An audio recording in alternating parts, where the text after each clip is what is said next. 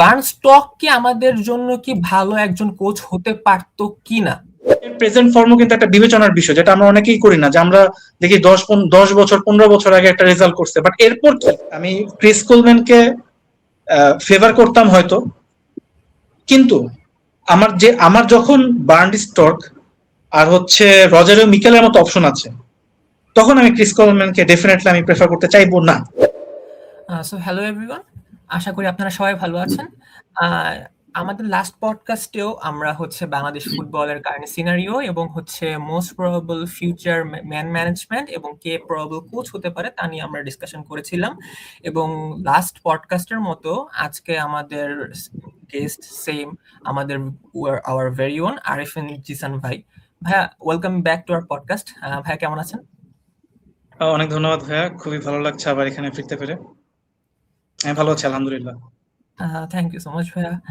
ভাইয়া, একটা জিনিস যেটা যে আমাদের এখন বর্তমান সময়ে সবচেয়ে বড় টপিক হচ্ছে যে বাংলাদেশ জাতীয় ফুটবল টিমের পরবর্তী হেড কোচ কে হতে যাচ্ছেন। বিগত সময়ে বা লাস্ট টাইম আমরা যেরকম আলোচনা করেছিলাম যে প্রায় 300 জন বা 250-র উপরে সিভি জমা পড়েছে। তো সেখান থেকে এখন আমাদের শর্ট লিস্টেড হয়ে এসেছে 10 জনের মতো এবং এই লিস্টে বেশ কয়েকজন ওয়ার্ল্ড ক্লাস নাম আছে। তো এখন গত কয়েকদিন ধরে যেটা শোনা যাচ্ছে যে বেশ কয়েকটা হাই প্রোফাইল নামের মধ্যে এখন সবচেয়ে বেশি হাইলাইটেড হচ্ছে কোলম্যানের নাম ধরা হচ্ছে বা রুমর হচ্ছে যে মোস্ট প্রবাবলি হয়তো বা ক্রিস কোলম্যান আমাদের নেক্সট প্রবাবল বাংলাদেশ টিমের কোচ হতে পারে। তো before coming to Chris Coleman, আমরা আরো জানি যে রজারিও মিকেল অ্যান্ড বার্নস্টোকের নামও এসেছে। তো ভাইয়া, আপনার এই যে এই ধরনের যে হাইপ, যে বাংলাদেশ বর্তমানে যে সকল কোচের কথা হাই প্রোফাইলের নাম উঠছে, তো আমরা ওইখান থেকে সর্বপ্রথম বার্নস্টকের ব্যাপারে আসি। উনি হাঙ্গেরিকে ইউরো 2016 অসাধারণ পারফরমেন্স করেছিলেন। তার ডিফেন্সিভ অর্গানাইজেশনও খুবই ভালো। এবং আমরা যদি আরেকটু ডিটেলসে যাই অ্যাবাউট হিজ ফরমেশন, তিনি 3-4-2-1-এ খেলিয়ে থাকেন মোস্ট অফ দ্য টাইম। তো বাংলাদেশে কাবরেরা থাকাকালীন সময়ে সে একটা বিল্ড আপ প্লে করতো, অথবা most of the time striker না থাকার কারণে আমরা ডিফেন্সিভ প্লে করতাম, অনেক সময় কাউন্টার অ্যাটাক প্লে করতাম। তো সেই ক্ষেত্রে বার্নস্টক কি আমাদের জন্য কি ভালো একজন কোচ হতে পারতো কিনা? আপনার মতামত কি? হ্যাঁ, আসলে নিঃসন্দেহে, মানে আমি যদি তিনটা নামে যাই, যে বার্নস্টক, রজারিও মিকেল আর হচ্ছে ক্রিস কোলম্যান, আমার আমার পছন্দ এক নম্বরে আসবে বার্নস্টক। কারণ হচ্ছে, হ্যাঁ, সে মোস্টলি, আমরা যেটা জানি যে সে মোস্টলি একটা ইন্টেন্স একটা গেম প্লে করে, যেটা ব্যালেন্সড, সেটা এবং তার একটা মিশেল থাকে, শর্ট পাস এবং দরকার হলে শর্ট ট্রানজিশনে লং পাস ফুটবল একটা মিশেল থাকে, একটা ব্যালেন্স থাকে, যে সে যে একেবারেই যে হ্যাঁ শর্ট পাসিং খেলাচ্ছে বা শুধু লং পাসিং খেলাচ্ছে মিডফিল্ড বাইপাস করে, এরকম কিছু না। সে দল অনুযায়ী, প্রতিপক্ষ অনুযায়ী সে খেলার ট্যাকটিক্সটা সে চুজ করে। তো এবং সে হাই প্রেসিং এও খেলায় থাকে। এখানে একটা প্রশ্ন উঠছিল যে সমর্থকদের মাঝে, যে মূলত যে সে যেই একটা হাই ইন্টেন্স যে একটা গেম প্লে করে, হাই প্রেসিং বা ইন্টেন্স প্রেসিং একটা গেম গেম খেলা, এটাতে কি বাংলাদেশ স্যুট করতে পারবে কিনা? কারণ আমাদের দলে কিন্তু ক্লিয়ারলি এখনো দুইটা, মানে একটা ক্লিয়ার ডিভাইডেশন রয়ে গেছে আনফরচুনেটলি, যে বেশ কিছু প্লেয়ার ইন্টেন্স যে প্রেসিং বা যে গেম গেম প্লেটা, এটাতে তারা শুট করতে পারবে কিনা। কারণ 2008 থেকে 2010-এ যখন কাজাখস্তানের মতো, মানে আমাদের তুলনায় চিন্তা করলে তো বোঝা যায় যে কাজাখস্তানে সে যখন দায়িত্বে ছিল 2008 থেকে 2010-এ, তখন সে এটা নিয়ে চিন্তিত ছিল এবং সে প্রায় প্রেস কনফারেন্সে বলতো কাজাখস্তান দল নিয়ে, যে সেকেন্ড হাফে তার দল ইন্টেন্সিটি ধরে রাখতে পারতো না, সে যেই হাই হাই ইন্টেন্স ফুটবলটা খেলাতো বা হাই ট্রানজিশন বা যেটাই বলি। তো এবং এই অবস্থায় ক্লাবের অন্যতম শীর্ষ তিনটি ক্লাবের সাথে তার মনোমালিন্য হয়েছিল কোচের, কারণ সে ন্যাশনাল টিমের যে ট্রেনিং লোডটা সেটা ক্লাবে ইমপ্লিমেন্ট করতে চেয়েছিল, যেটা ক্লাবগুলো আসলে এগ্রি করেনি। এটা একটা দিক। আবার আমরা যদি গত বছরের দিকে তাকাই, যখন সে বেলজিয়ামের top tier club star club ব্রুহাতে সে যখন দায়িত্ব নিয়েছিল, ক্লাবটির দর্শন হচ্ছে high line, high pressing, physical football. কিন্তু সে এসে যেটা করলো, যে সে এটা বরং প্রেস কনফারেন্সে প্রকাশ্যে সমালোচনা করেছে ক্লাবের। সে বলছিল যে ঠিক আছে, ক্লাবের দর্শনকে আমি সম্মান করি, কিন্তু ক্লাবে এই মুহূর্তে স্কোয়াডে যে ধরনের প্লেয়ার আছে, তারা এরকম high intense high pressing high লাইনে ফিজিক্যাল ফুটবল খেলার মতো না, এবং এজন্য তারা রেলিগেশন প্লে অফ খেলতে হচ্ছে। তো কোচ কিন্তু সেখান থেকে সরে আসে একটা ব্যালেন্সড খেলা খেলিয়েছে, মডারেট হাই লাইন, যখন দরকার প্রেসিং করতেছে, যখন দরকার আবার মোটামুটি নিচে নেমে পজিশনাল অর্গানাইজ ডিফেন্স করতেছে। এভাবে কিন্তু ক্লাব দেখা গেছে যে ইজিলি সম্ভবত 8-2 ব্যবধানে easily 2 leg relegation play of জিতে তারা রেলিগেশন সেভ করেছে, কিন্তু ক্লাব ম্যানেজমেন্ট তাকে রাখেনি, কারণ ক্লাবের খেলার দর্শন অনুযায়ী যেহেতু যায়নি। তো এর মাধ্যমে আমরা বুঝতে পারছি যে একদম রিসেন্ট, একদম অনেক আগে থেকে শুরু করে রিসেন্ট ঘটনা প্রবাহে যদি আমরা আসি, বার্ন স্টর্ক তার হাতে অ্যাভেলেবল স্কোয়াড, প্রতিপক্ষ, এই অনুযায়ী সে একটা ব্যালেন্সড গেম প্লে সে চুজ করে। দরকার হলে সে অ্যাটাকিং হয়, দরকার হলে একটা রেশনাল ডিফেন্সিভ খেলা, প্রেসিং এর দিকটাও সে কম বেশি সে অ্যাডাপ্ট করাইতে পারে নির্দেশনা দিয়ে ম্যাচের সময়। তো এই কারণে, এবং সে, আমরা যদি তাকাই যে আমরা দেখবো যে কিছু কোচ আছে যারা হয়তো জাস্ট উঠা শুরু করেছে, বা দেখা গেছে যে একটা ভালো একটা ফেস কাটিয়েছে কোচিং ক্যারিয়ারে, কিন্তু পরবর্তীতে তারা সেই ধারাটা ধরে রাখতে পারেনি। কিন্তু বার্ন স্টর্ক, যিনি হাঙ্গেরিতে খুব সফল একটা সময় কাটিয়েছিল, ইউরো নকআউটে গিয়েছিল তারা, এরপর দেখা গেছে যে সে হচ্ছে Romanian top tier, Slovak top টায়ারে এক সিজন ছিল, এবং বাকি সিজনগুলো, বাকি 5-6টা সিজনই সে বেলজিয়ান টপ টায়ারে দল ম্যানেজ করেছে। তো সে কিন্তু very top of the pyramid, বা মানে খুব ভালো একটা লেভেলে সে কিন্তু কোচিং কন্টিনিউ করে গেছে, এবং হ্যাঁ, এই ভালো মন্দ মিলিয়ে তার একটা ভালো একটা রেকর্ড বলা যায়। তো সবকিছু মিলিয়ে যে প্রেজেন্ট ফর্ম, কোচের প্রেজেন্ট ফর্মও কিন্তু একটা বিবেচনার বিষয়, যেটা আমরা অনেকেই করি না, যে আমরা দেখি 10 বছর 15 বছর আগে একটা রেজাল্ট করছে, বাট এরপর কি, এরপর তার কোচিং ক্যারিয়ারে সাফল্য কিরকম, এগুলো আমরা অনেক সময় বিবেচনা করি না। তো সবকিছু মিলে বার্ন স্টর্ক খুবই, আমি মনে হয়, দুর্দান্ত একটা চয়েস হবে, যদি চুক্তি সবকিছু মিলে, বেতন। তো ভাইয়া এখন ওনার পরে নেক্সট যদি বলি যে এটাকে বলিনি যে বাংলাদেশের ফুটবল ছাড়াও যে কোনো দেশের ফুটবলই বলি, ফুটবলের একটা বড় অংশ হচ্ছে ফুটবলের ফ্যান বেস। তো যেহেতু বাংলাদেশে মোস্ট অফ দ্য পিপল দেখা যাচ্ছে আর্জেন্টিনা এবং ব্রাজিল সমর্থন করে, তো সেই হিসেবে দেখা যাচ্ছে মানুষ আর যখন রজারিও মিকেলের নাম আসলো এবং অলিম্পিক জয়ী দলের তিনি কোচ ছিলেন, ম্যানেজমেন্ট করেছেন এবং বিশেষ করে নেইমারের কোচ ছিলেন, তো এই হিসেবে হচ্ছে এই নামটাকে অনেক বেশি প্রাধান্য দেওয়া হয়েছে এবং রজারিও মিকেলের নামটা অনেক বেশি শোনা যাচ্ছিল as a potential coach. Most of the টাইমই দেখা যাচ্ছিল যে বলা হচ্ছিল হয় কোলম্যান নাকি মিকেল কাকে হচ্ছে বাংলাদেশ বা বিএফএফ কাকে হচ্ছে কোচ হিসেবে বেছে নেবে। তো ভাইয়া আপনার রজারিও মিকেল সম্পর্কে আপনার ওপিনিয়ন কি? তো উনারও দেখা যাচ্ছে যে উনিও হচ্ছে ইউএফএ প্রো লাইসেন্সধারী, প্লাস হচ্ছে ওনার প্রিফার্ড ফরমেশন হচ্ছে 4-3-3 অ্যাটাকিং। বাংলাদেশ যেহেতু অ্যাটাকিং এ বেশ খানিক মানে বেশ কয়েক বছর ধরে হচ্ছে অ্যাটাকিং এ বেশ ভুগছে, ভালো আমাদের স্ট্রাইকার বা অন্যান্য পজিশনে ভালো বিকল্প না থাকার কারণে উনার যে ফরমেশন বা উনার যে প্লেইং স্টাইল, যদি উনি কোচ হিসেবে আসেন বাংলাদেশের প্লেয়াররা উনার ফরমেশনের সাথে কতটুকু খাপ খেয়ে নিতে পারবেন বলে আপনি মনে করেন? আচ্ছা, তো ব্রাজিলিয়ান কোচ নিয়ে ইন জেনারেল আমার এক রকমের মতামত, এবং রজারিও মিকেলকে নিয়ে আমার আরেক ধরনের মতামত। ব্রাজিলিয়ান কোচদেরকে ইন জেনারেল আমি পছন্দ করি না খুব একটা, কারণ ওয়ার্ল্ড ওয়াইড ফুটবল বা ইউরোপের টপ লেভেল গুলোতে অন্যান্য প্রতিষ্ঠিত ফুটবল শক্তির দেশগুলোর কোচের তুলনায় ব্রাজিলিয়ান কোচদের সাফল্য তেমন একটা নাই, খুব বেশি নাই। এবং এর কারণ হচ্ছে তাদের খুবই রিজিড একটা ফুটবল প্লেইং স্টাইল, স্বাভাবিক, ব্রাজিলিয়ানদের নিজস্ব একটা একটা পাসিং ফুটবল একটা দর্শন আছে, খুবই রিজিড একটা সিস্টেম, এবং টেকনিক্যালি খুব বেশি ফ্লেক্সিবল না। কিন্তু আপনি মানে বিশ্বের যে কোনো জায়গায় যাই, আমার তো স্কোয়াড ওইরকম কোয়ালিটি থাকতে নাও পারে ওই স্টাইলে শুট করার মতো, অথবা নির্দিষ্ট কিছু দলের প্রতিপক্ষের বাহিরে সেই প্লেইং স্টাইলটা শুট করবে না, পারবে না, কারণ প্লেয়ারদের ওই কোয়ালিটি নাই, প্রতিপক্ষের কোয়ালিটি অনেক বেশি ফিজিক্যাল বা এরকম। তো এটা হচ্ছে প্রথম কথা, এবং এটার জন্য ব্রাজিলিয়ান ফুটবল কালচারও কিছুটা দায়ী, কারণ এখানে এখানে যে টপ যে ক্লাবগুলো, এখানে অন অ্যাভারেজ কোচরা মাত্র 15 ম্যাচ পর্যন্ত টিকতে পারে, 15 ম্যাচ পরে দেখা যায় অন অ্যাভারেজ স্যাক হয়ে যায়। তো খুবই হাইলি একটা কম্পিটিটিভ পরিবেশ, মানে ইনস্ট্যান্ট রেজাল্ট চায়, তো কোচরা একটা নির্দিষ্ট ছকের বাইরে যেতে পারে না আনফরচুনেটলি। তো এটা ব্রাজিলিয়ান ফুটবলের নিজস্ব একটা সমস্যা, এবং দেখা গেছে যে অনেক মানে অনেক এরকম তর্ক বিতর্কের পর অবশেষে তারা একজন নন ব্রাজিলিয়ান কোচকে তারা নিয়োগ দিয়েছে। যাই হোক, ওদিকে যাচ্ছি না। তো রজারিও মিকেলকে যে জন্য আমি আমি শুরুতে তার নাম যখন শুনেছি, আমি খুব একটা মানে খুব একটা ওরকম মানে ভালো লাগে নাই। তবে আমি যখন তার ব্যাপারে একটু ডিপে স্টাডি করলাম, তখন তাকে আমার খুব ভালো লেগেছে, কারণ কারণ হচ্ছে সে ওই টিপিক্যাল ব্রাজিলিয়ানদের মতো এখনো সে ওই রিজিড না তার ট্যাকটিক্সে।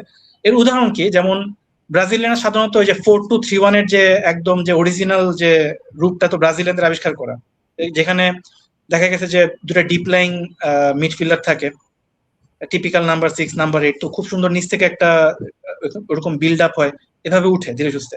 বাট রজনী মিকেলি যেটা দেখলাম আমরা যে 2016 অলিম্পিকে যে সে 4-3-3 একটা কম্প্যাক্ট ডিফেন্স মিডফিল্ড এবং একটা হাইলি একটা অ্যাটাকিং সিস্টেম সে ডেভেলপ করেছে। এবং হ্যাঁ, টুর্নামেন্টে পুরোপুরি 4-3-3টা সে রাখে নাই, কিছু ক্ষেত্রে চেঞ্জ হয়েছে, যেমন 4-2-4-এও সে এটা চেঞ্জ করেছিল, এরকম কিছু। তো বিস্তারিত যাচ্ছি না।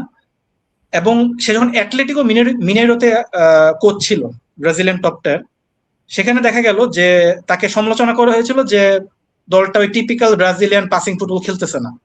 তাকে যখন এটা জিজ্ঞেস করা হইলো, তখন সে বললো যে ভাই, আমার তো স্কোয়াডে এরকম প্লেয়ার নাই যারা ভালোভাবে পজিশন রেখে বল প্রোগ্রেস করাতে পারবে। তো এই যে তার যে প্রথাগত 4-2-3-1 থেকে বের হয়ে আসা, কিংবা এই যে একটা যেমন স্কোয়াড তার হাতে যেরকম, সে অনুযায়ী একটা ফ্লেক্সিবল প্লেইং স্টাইলে সুইচ করাটা, তো এগুলা দেখাচ্ছে যে তার মধ্যে ওই বিষয়টা আছে। সে তার হাতে অ্যাভেলেবল স্কোয়াড এবং প্রতিপক্ষ অনুযায়ী সে কিন্তু টেকটিক্যালি ফ্লেক্সিবল। এবং সে মিশরে গিয়ে কিন্তু বেশ খানিকটা সফলও ছিল। সে কিন্তু মিশরকেও অলিম্পিকে মানে সিলভার জিতিয়েছিল, তারা ফাইনালে গিয়ে মরক্কোর কাছে হেরে যায়। তো ফাইনাল পর্যন্ত গিয়েছিল, এবং মিশরে সম্ভবত সে সবচেয়ে বেশি সময় কাটিয়েছে কোচ হিসেবে, 2 বছরের মতো। তো মিশর সিনিয়র ন্যাশনাল টিমকে 6টা ম্যাচ সে কোচিং করিয়েছিল ইন্টারিম বেসিসে। তো মিশর আন্ডার 23-তে যে এভাবে মোটামুটি সফলতার সাথে দায়িত্ব পালন করতে পারে, তার জন্য বাংলাদেশ খুব বড় কোনো চ্যালেঞ্জ হবে না। এবং এটা আরেকটা কারণ হচ্ছে যে সে ট্যাকটিক্যালি ফ্লেক্সিবল, তো সে কিন্তু তার পাইপলাইনে প্লেয়ার বা অ্যাভেলেবল স্কোয়াড অনুযায়ী সে কিন্তু বাংলাদেশকে সেভাবে একটা খেলানোর চেষ্টা করবে। তো তাকে যদি কোচ করা হয়, খুব বেশি আপত্তির সুযোগ আমার নেই, যদি হ্যাঁ বার্ন স্টককে করলে বেটার, সে ইউরোপ থেকে আসছে বা তার একটু বেটার আন্ডারস্ট্যান্ডিং থাকতে পারে, বা যাই হোক ওভারঅল। তবে রজারিও মিকেলকেও যদি কোচ করে এখানে খুব মানে এখানে এটা ভালো হবে, এটা খারাপ হবে না, মোটেও খারাপ হবে না, অবশ্যই ভালো হবে। ওকে ভাই। তো ভাই, নেক্সট যে নামটা আসবে ক্রিস কোলম্যান। তো আমি এর আগে একটা জিনিস বলি যে কোচরা যখন হচ্ছে অ্যাপ্লাই করছিল এবং সর্বশেষে যখন হচ্ছে টপ 10 কোচের নামগুলো হচ্ছে সামনে আসলো, সবার মনে একটা কোয়েশ্চেন ছিল যে আমরা বিএফএফ কিভাবে হচ্ছে ওনাদের স্যালারিটা হচ্ছে পে করবে। তো পরবর্তীতে যখন রজারিও মিকেলের নাম আসলো, নেইমারের ফ্রেন্ড যিনি আছেন তিনি মেনশন করেছিলেন যে হ্যাঁ, নেইমারের বাবা বা তার কোম্পানি হচ্ছে কিছু অংশ বেয়ার করতে রাজি আছেন যদি হচ্ছে বিএফএফ তাকে অ্যাপয়েন্ট করে। পরবর্তী সময়ে আমরা এটাও দেখি যে আমাদের অনারেবল স্পোর্টস মিনিস্টার উনি নিজেও বলেন যে বিএফএফ যাকেই নিয়োগ দেন না কেন, উনি হচ্ছে ওনার পক্ষ থেকে যতটুকু হেল্প প্রয়োজন বিএফএফ কে হেল্প করবেন। তো ওই হিসেবে বলা যায় যে যেই কোচ হোক না কেন, বিএফএফ আমাদের স্পোর্টস মিনিস্ট্রি এবং সবার থেকে মোটামুটি হেল্প আসছে। তো লাস্টে যে যার নাম মেনশন করলাম, অবভিয়াসলি ক্রিস কোলম্যান সবচেয়ে বেশি হাইপড হচ্ছিল এই কারণে যে যে উনি ওয়েলসকে, যেখানে ওয়েলসের র্যাঙ্কিং 100-র বাইরে ছিল, উনি সেখান থেকে ওয়েলসকে অ্যারাউন্ড র্যাঙ্কিং 10-11 এই পজিশনে তিনি নিয়ে এসেছিলেন। তার এই হচ্ছে এই ধরনের ওয়ার্ক লেভেলের কারণে তাকে হচ্ছে আরো বেশি প্রায়োরিটি দেওয়া হচ্ছে, এবং শোনা যাচ্ছে, রুমর হচ্ছে যে হয়তো বা তিনি বাংলাদেশ মেন্স ফুটবল টিমের কোচ হতে পারেন। কিন্তু এখন ভাইয়া ওনার প্রিফার্ড পজিশনও হচ্ছে 4-2-3-1। তো আপনি ওনার প্লেইং স্টাইল, ওনার ম্যানেজমেন্ট স্কিলকে আপনি কিভাবে দেখবেন? আচ্ছা, তো ওই আমি এখানে শুরুতে যেটা বলেছিলাম যে আমরা দেখলাম যে একটা সার্টেন পয়েন্টটা যখন কোচ দেখা গেল বড় একটা দল ম্যানেজ করেছে এবং খুব সফল হয়েছে, আমরা ওইটার বেসিসে আমরা আমরা দেখা যায় যে হাইপ করতেছি। কিন্তু আমাদের দেখতে হবে যে আগে বা পরে সে একটা বড় দলের হয়ে সফল ছিল, পরবর্তীতে তার কোচিং সফলতার গ্রাফটা কোথায় ছিল বা ব্যর্থতা। তো ক্রিস কোলম্যানের দিকে যদি তাকে, এখানে দুইটা দিক আছে। একটা হচ্ছে যে হ্যাঁ, ওয়েলসের হয়ে সে নিজের দেশ ওয়েলসের হয়ে সফল ছিল, এবং দ্বিতীয়ত হচ্ছে যে আর যেখানেই গিয়েছে আশ্চর্যজনক ভাবে কোথাও ভালো করেনি। মানে হয়তো আহ, আহ, দুইটা সিজনের কথা হয়তো বলা যায় আলাদাভাবে, যে একটা সিজনে ফুলহ্যামের হয়ে যে তার তার যখন প্রথম যে ফুল সিজন অ্যাজ এ কোচ, তার প্রফেশনাল কোচিং ক্যারিয়ারে যে প্রথম ফুল সিজনটা 2003-4-এ সে ফুলহ্যামকে নবম করেছিল প্রিমিয়ার লিগে। এবং ওইটাই সম্ভবত তার ক্লাব কোচিং এর একটা হাইয়েস্ট পয়েন্ট, যে শুধু যে একটা প্রিমিয়ার লিগে ক্লাব সামলিয়েছিল তাই বলে না, এটা প্রিমিয়ার লিগের ক্লাবকে একটা ভালো অবস্থানে রেখে সে সিজনটা শেষ করেছে। পরবর্তী সিজনগুলোতে এরকম দেখা যায় নাই তেমন একটা। তো আমি যদি একটু বলি ধাপে ধাপে, যেমন ফুলহামে সে তার চতুর্থ সিজনে গিয়ে স্যাক হয় 5 ম্যাচ বাকি থাকতে, যেটা তার প্রথম ক্লাব ছিল প্রফেশনাল কোচিং ক্যারিয়ারে। এরপর সে গেল স্প্যানিশ সেকেন্ড টায়ারে, যেখানে গিয়ে সে লিগের দ্বিতীয় আহ, বৃহত্তম বাজেটের দল সামলিয়েছিল। এবং সেখানে সে হচ্ছে এরকম ফার্স্ট লেগ শেষে সে স্যাক হয়, লিগের ফার্স্ট হাফ শেষে স্যাক হয়। এবং ক্লাবটা শেষ পর্যন্ত দেখা গেছে যে 4 পয়েন্টের জন্য তারা টপ টায়ারে কোয়ালিফাই করতে পারে নাই। তো সে যদি আরেকটু ভালো করে দিয়ে যেত হয়তো ক্লাবটা কোয়ালিফাই করতে পারে। তারা সেকেন্ড হাইয়েস্ট বাজেট ছিল তখন লিগের, রিয়াল সোসিয়েদাদ স্প্যানিশ সেকেন্ড টায়ারে। এবং তারা এবং আমি আলাদাভাবে কাপ কাপ টুর্নামেন্টের তার রেজাল্টের কথাটা আলাদাভাবে বলবো, তার ডোমেস্টিক কাপ টুর্নামেন্টের যে রেজাল্টটা। তারপর সে আসলো হচ্ছে চ্যাম্পিয়নশিপের টিমে। চ্যাম্পিয়নশিপের টিম হচ্ছে কভেন্ট্রি সিটি। তো প্রথম সে লাস্টে 13 মানে 46টা ম্যাচে 13টা ম্যাচ পায়, ওখানে কোনো মতে রেলিগেশন সেভ করে। এবং পরের 2 সিজনে 24 দলের লিগে যথাক্রমে 17 ও 19তম হয়। এবং এবং এরকম মিডিয়াকার সিজন 2টা শেষে তার সাথে চুক্তি আর নবায়ন করা হয়নি। তো এরপর সে গেল গ্রিক সেকেন্ড টায়ারে, সেখানে সে লিগে 10 ম্যাচ শেষে স্যাক হয়ে গেছে। এরপর আসে ওয়েলসে। ওয়েলসের চ্যাপ্টারটা আমি পরে বলতেছি। এখানে বিষয়টা হচ্ছে যে ওয়েলসে সে সফল হয়েছে, কোনো সন্দেহ নেই, কিন্তু কোন প্রেক্ষাপটে সফল হয়েছে এটা আমাদেরকে দেখতে হবে, এবং সেই প্রেক্ষাপটটা সে বাংলাদেশে পাবে কিনা সেটাও দেখতে হবে।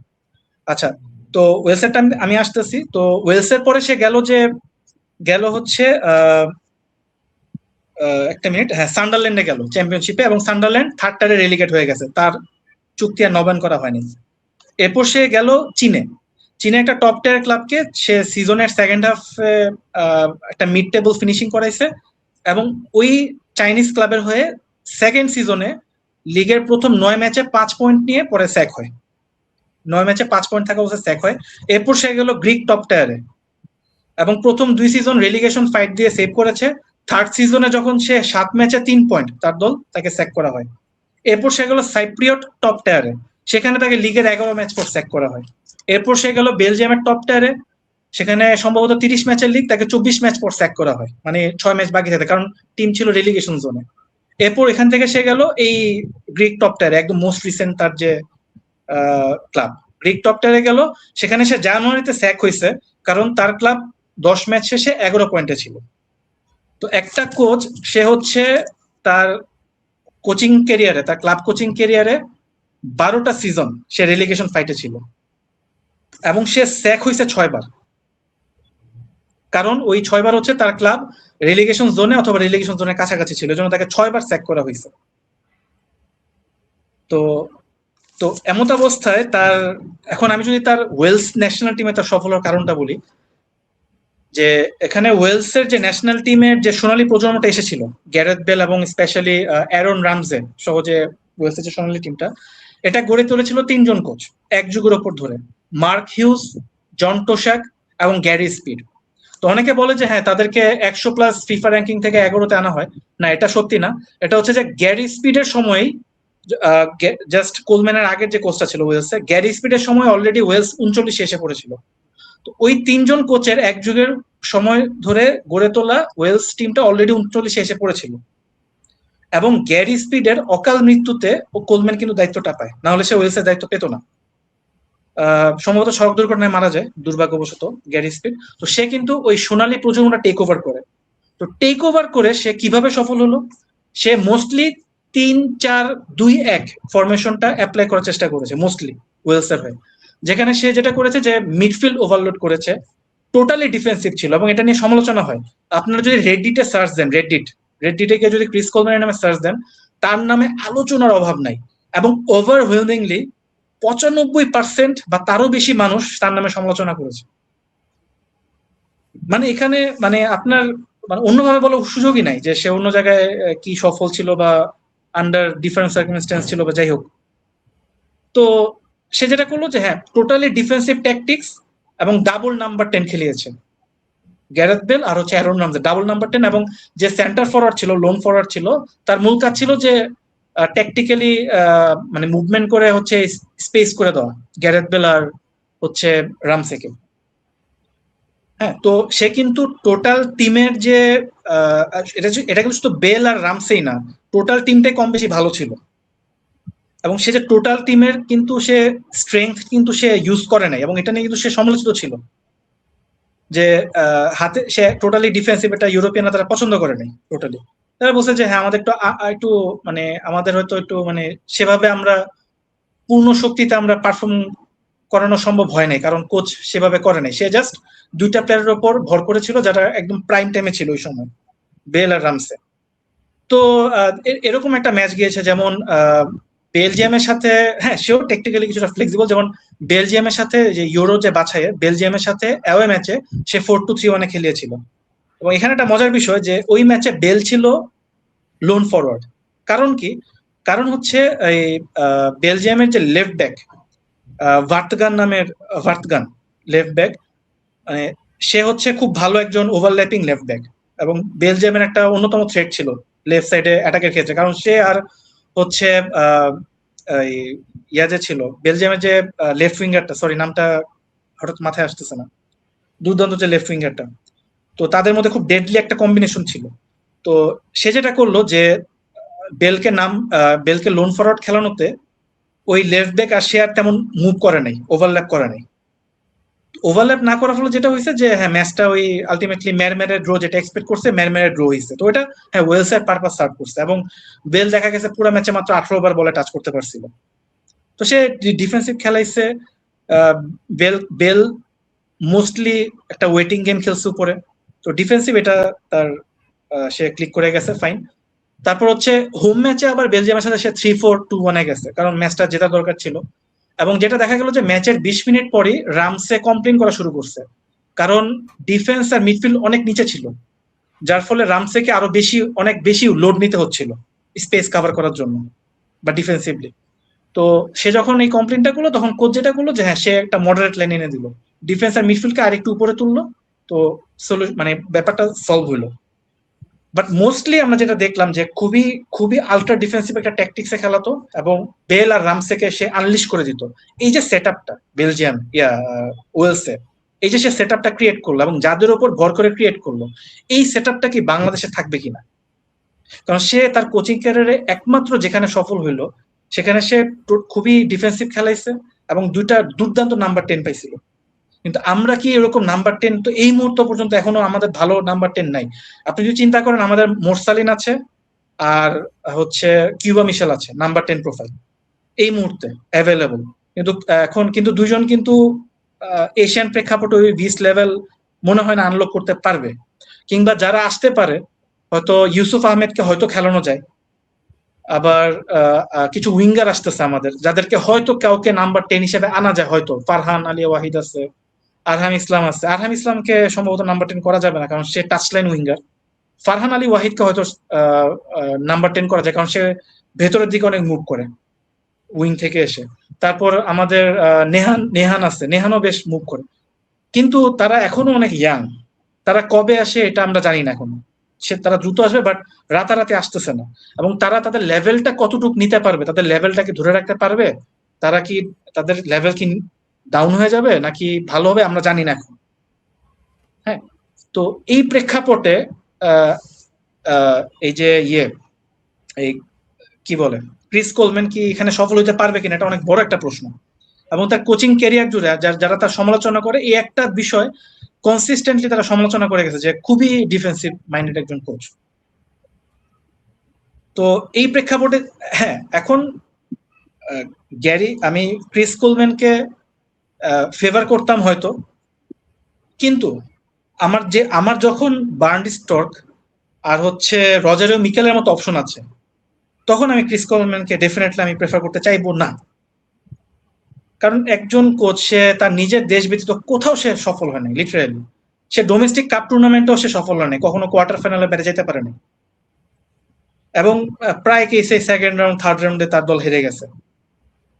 হ্যাঁ, এমনকি সে যখন কভেন্ট্রি সিটির দায়িত্বে কোচিং এ ছিল, চ্যাম্পিয়নশিপের ক্লাব কভেন্ট্রি সিটি, তাদের হয়ে ইংলিশ লিগ কাপের থার্ড রাউন্ডে একটা থার্ড টায়ার ক্লাবের কাছে হেরে গেছিল কভেন্ট্রি সিটি।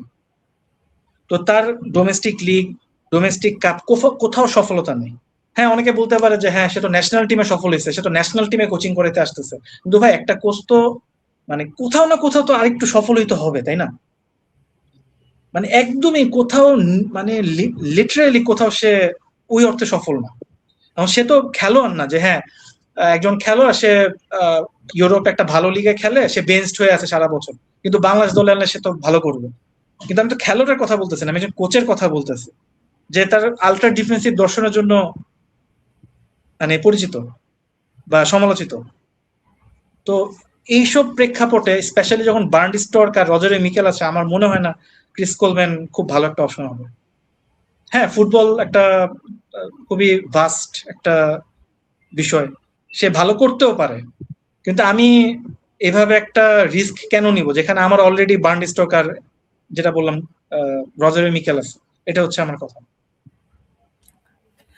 তো ভাইয়া এখন একটা জিনিস যেটা কোচের ইন্ডিভিজুয়াল স্কিল, তার প্রিভিয়াস ট্র্যাক রেকর্ড, আমি যদি ও সকল জিনিসকে যদি এক সাইডেও রাখি, আমাদের বাংলাদেশের বর্তমান ফুটবলের প্রেক্ষাপটে আমাদের দেশের ফুটবল যদি অবজার্ভ করি অথবা পার্শ্ববর্তী দেশ ইন্ডিয়ারটাও যদি অবজার্ভ করি, ফর এক্সাম্পল ইগো স্টিম ম্যাচের কথা যদি আমি বলি, ইগো স্টিম ম্যাচের সময় দেখা গেছে উনি ওরকম হাই প্রোফাইল একজন কোচ ছিলেন, কিন্তু আনফর্চুনেটলি ইন্ডিয়ার বোর্ডের বা হচ্ছে ইন্ডিয়ান ফ্যানদের যে এক্সপেকটেশন ছিল সেটা কোনো কারণে ফুলফিল করতে পারেন নাই।